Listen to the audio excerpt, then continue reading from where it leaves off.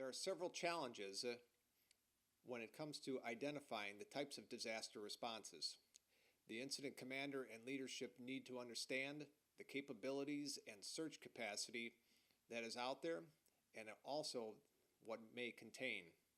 Maintaining an overall situational awareness in order for responders to gather and assemble their needs is imperative in the areas of disaster preparedness as well as the emergency response itself.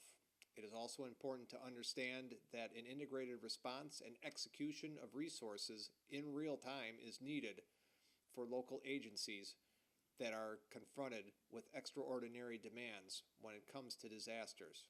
And when it comes to disasters, not only within their own community, but also if it is required for a multi-jurisdictional emergency response to occur. There may be more emergency responses, a concentrated effort for that certain response, and understanding how to efficiently and effectively respond to those emergencies when they do arise is imperative to the success of the overall response needs and their comprehensive approach to effectively manage and respond to those emergencies. When the incidents do occur and are created, an actual incident command structure is needed. This incident command structure was actually created in a wildland fire back in the 70s and has spawned off now into the incident management system as well as the National Incident Management System. It is recognized publicly, but is also used through hospitals and other private entities in order to have a system in place in the event of an emergency that is fully constructed and communicating. Once a disaster has been called or emergency is taking place, the deployment may be very significant and very specific in regards to the incident management system, and it may need to be activated. The person in charge of the incident command system will be the incident commander. He or she will be overseeing what is happening and overseeing the functional units regarding planning, logistics, other supplies, operationally directing the incident, and keeping track of any response activities that are occurring. It is beneficial for the incident commander to also have in mind the incident command staff as well as the general staff that will be needed in order to perform during the actual event. An example of this is the actual incident command structure, which would be including operations, planning, logistics, and administration and finances. The planning chiefs going to be responsible for formulating the engagement of the actual event that's going to be used during the operational cycle of the disaster. This plan will also be used when in the event of immobilization of the other units after the disaster has taken place. Another example is the logistics. This group will be charged with ensuring that the plan is going to be implemented as well as the tactics that are going to be determined in the resources that are being used and needed during the course of the emergency. It is imperative to have something that is able to move swiftly, able to be opened up immediately in the event of an emergency, such as having a plan and also being provided with good oversight and direction that perhaps hundreds of people that will be working alongside directly with the incident commander will entail. Some of the good examples that we can provide in regards to the incident command system and where we would like to be used effectively was during the 1992 Los Angeles riots. The Rodney King case and verdict created widespread looting, setting fires ablaze, and various issues that were occurring within different locations in Los Angeles. Over the next several days, there were a number of brutal attacks upon civilians, film crews, and other innocent bystanders that were repeatedly viewed on broadcast national television. Unfortunately, it appears that there was a lack of coordination between the Los Angeles Police Department, Fire Department, and Los Angeles County Sheriff's Department. There were a number of instances where fires were burning out of control, but fire officials refused to send firefighters into those areas except if they were only accompanied by a sizable police force for protection. As a result, there are many fires that went undetected and were burning out of control for days.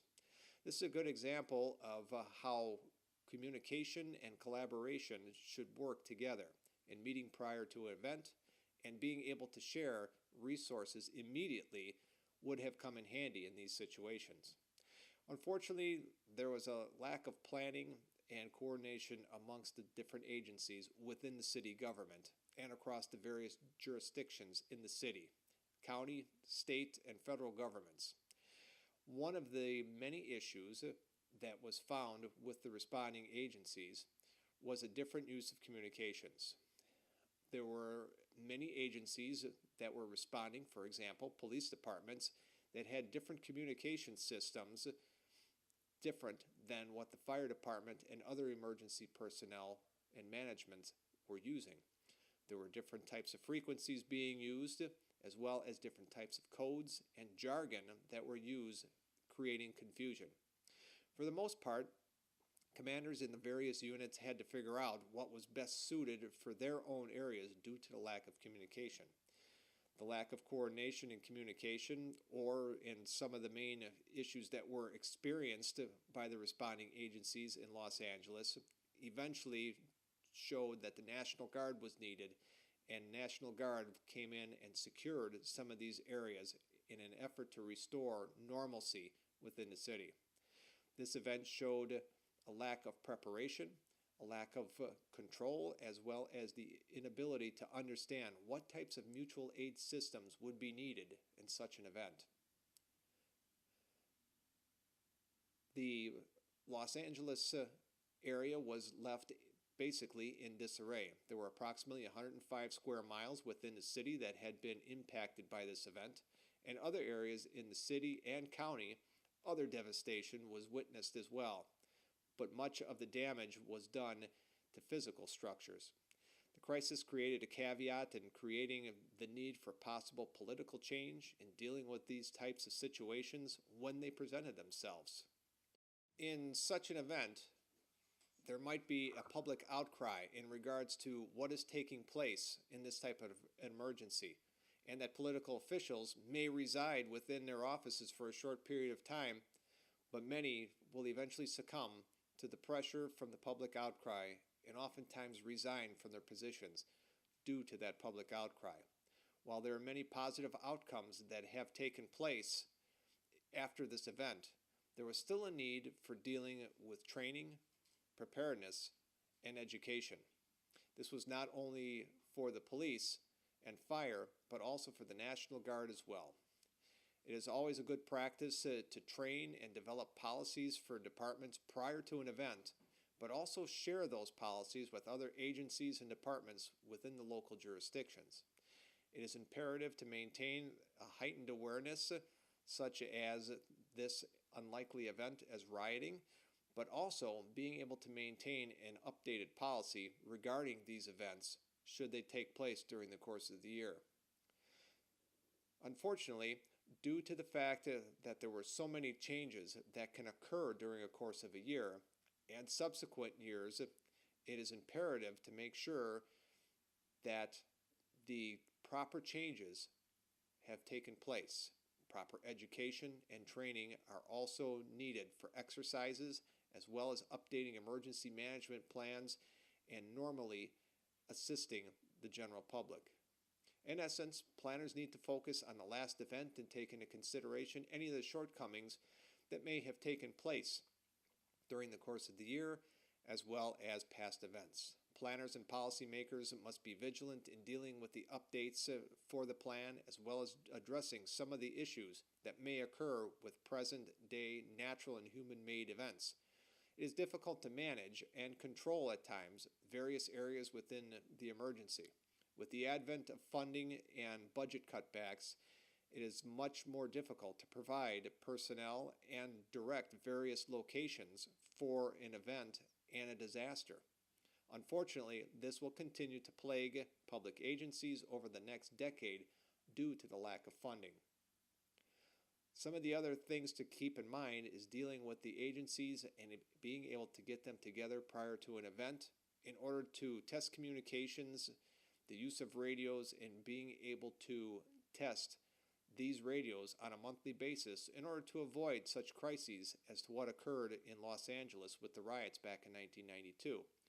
Another suggestion in regards to preparation is to hold monthly meetings and perhaps perform a tabletop exercise that would be beneficial to both preparation as well as understanding in the event that there were any shortcomings that were located within the departments and agencies that are in attendance.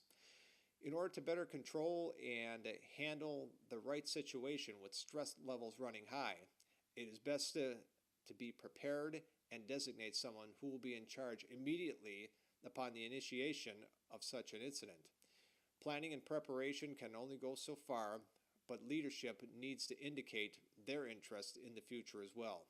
Future leaders will have to be visionaries in the areas of training and education, but also be willing to participate in that same training that they initiate. Although at times leadership may be extremely occupied with their daily activities in their occupational lives, they must also be willing to train and update themselves on current trends, contemporary issues, and be able to participate as a leader within one of the exercises that may be implemented during the course of the year.